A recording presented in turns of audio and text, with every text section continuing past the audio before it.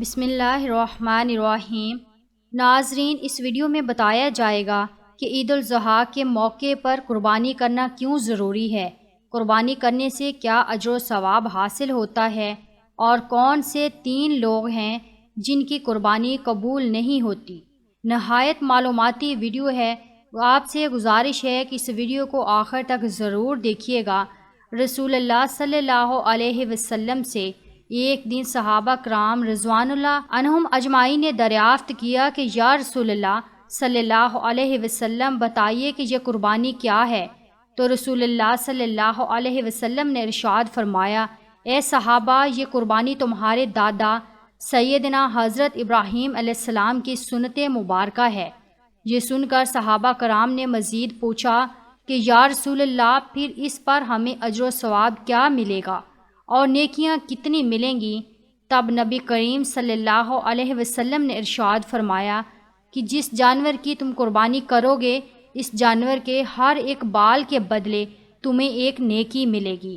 نبی کریم صلی اللہ علیہ وسلم کی اس حدیث مبارکہ سے یہ بات معلوم ہوئی، اور ذرا حساب لگائیے کہ قربانی کے لیے جتنا بڑا جانور ہوگا اور اس کے اوپر جتنے زیادہ بال ہوں گے، تو اس جانور کے ایک ایک بال کے بدلے ایک نیکی کے حساب سے نیکیاں بھی زیادہ ملیں گی۔ ناظرین، پیارے نبی کریم صلی اللہ علیہ وسلم نے ایک دن اپنی پیاری بیٹی سیدہ فاطمہ الزہرا رضی اللہ تعالی عنہا سے ارشاد فرمایا کہ اے میری بیٹی فاطمہ، اٹھو اور قربانی کے جانور کے پاس رہو، یعنی آپ کے نام کا جو جانور اللہ تبارک تعالیٰ کی بارگاہ میں قربان ہونے جا رہا ہے، تو اس جانور کے پاس رہو۔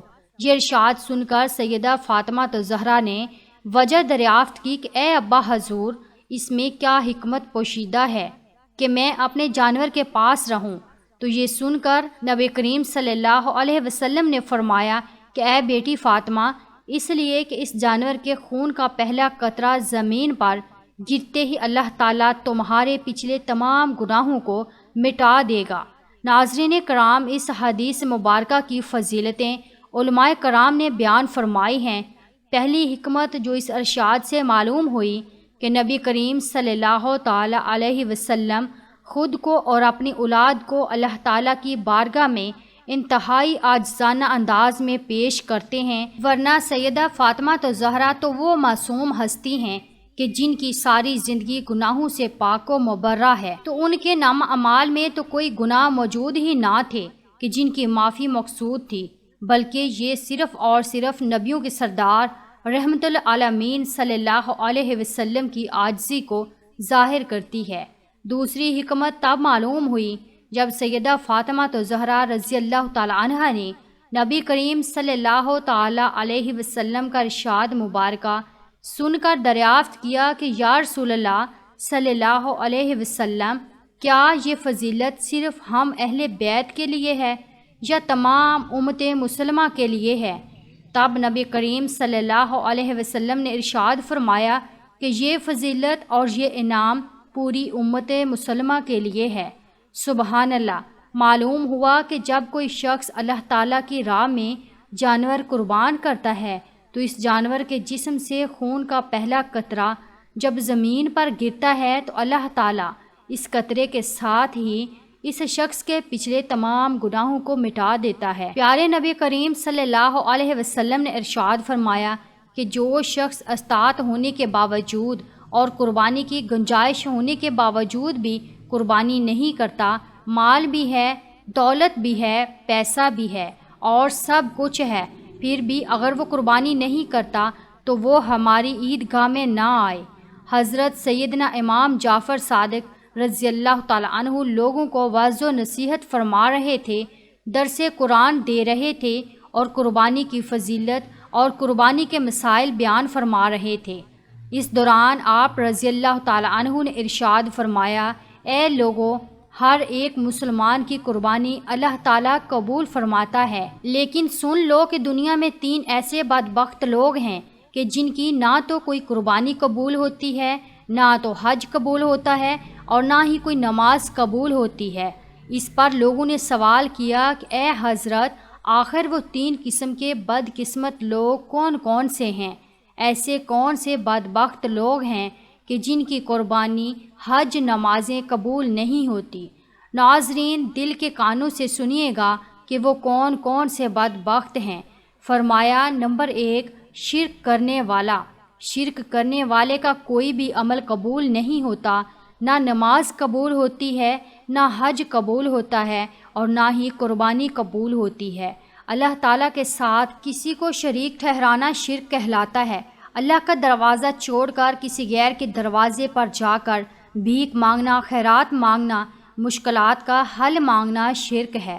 دیہاتوں میں اکثر نادان لوگ اپنی کم علمی اور نادانی کے سبب بزرگوں کے درباروں پر جا کر شرک کرتے ہیں۔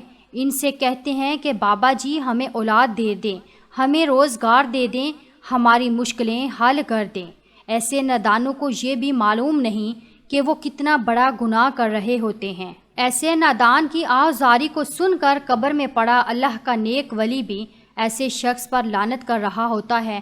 ایسے بزرگ بھی یہ کہتے ہوں گے کہ او لعنتی انسان، میں تیرا خدا تو نہیں، تو کیوں مجھے فرعون بنا رہا ہے جس خالق حقیقی کے در پہ میں سر کو جھکاتا تھا، جس سے میں ساری زندگی اپنی تمنائیں اور خواہشات مانگتا تھا، جس سے میں نیکی کی طاقت توفیق مانگتا کرتا تھا، تو بھی اسی رب سے کیوں نہیں مانگتا؟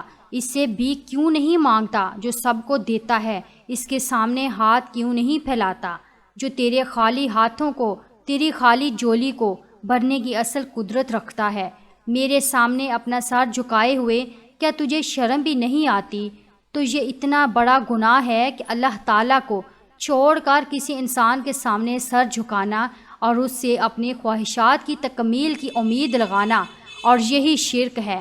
تو میرے نبی نے فرمایا کہ صحابہ، شرک سے بچ جانا، اگرچہ تمہارے ٹکڑے ہی کیوں نہ کر دیے جائیں۔ پھر بھی شرک سے بچ جانا، یاد رکھنا کہ اگر شرک کرو گے تو تمہارا کوئی بھی عمل قبول نہیں ہوگا۔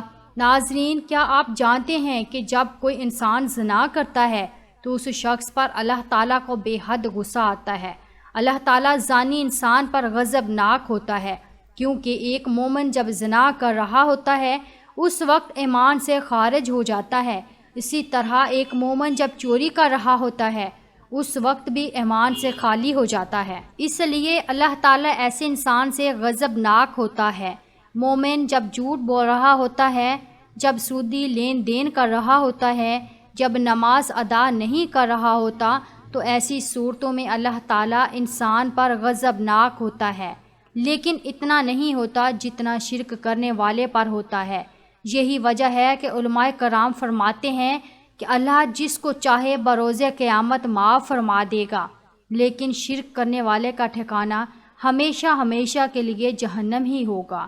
حضرت امام جعفر صادق رضی اللہ تعالیٰ عنہ نے ارشاد فرمایا کہ دوسرے وہ لوگ ہیں جو حرام کے پیسوں سے جا کر بکرا خرید کر لاتے ہیں اور قربانی کرتے ہیں، یہ وہ لوگ ہیں کہ جن کی نماز نیکی قبول نہیں ہوتی۔